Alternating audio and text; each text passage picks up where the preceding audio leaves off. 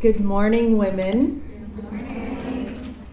Well, first I want to start off by saying that it is such an honor to be in this room with each and every one of you, because I really think that if there's anything that comes from today, it is about each of you thinking about the power that each of you have as women and as the women who are going to be the voice for our next generation as we do the work of making our world a better world. I have a mighty voice.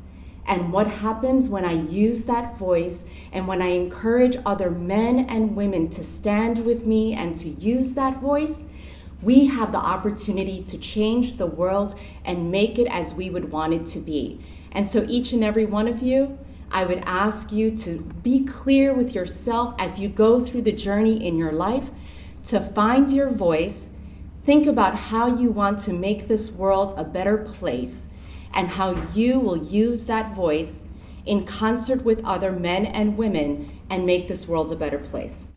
I realized that for me, sometimes leadership is about being able to operate at many different levels.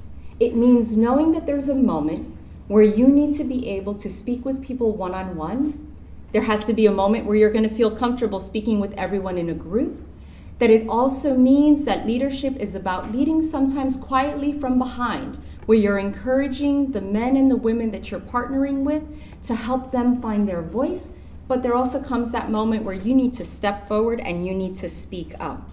And so for me, it reminds me, there's a famous quote by a woman named Lila Watson, which I find to be very insightful. Lila Watson is an Aboriginal activist and artist who in the 1970s was a leading voice against racism towards the Indigenous people in Australia. She is herself an Indigenous person, and she was often approached by non-Aboriginal people who were eager to help the cause. And her message to them was this: if you have come here to help me, you're wasting your time. But if you have come here because your liberation is bound up with mine, then let us work together. And it is so important that we recognize that for each and every one of us, our spirit about how we engage in public service has to be one where we also recognize public service is not about charity. It is not simply about helping those who are less fortunate than us. It is really about recognizing that we are all part of a community whose futures are dependent one on each other.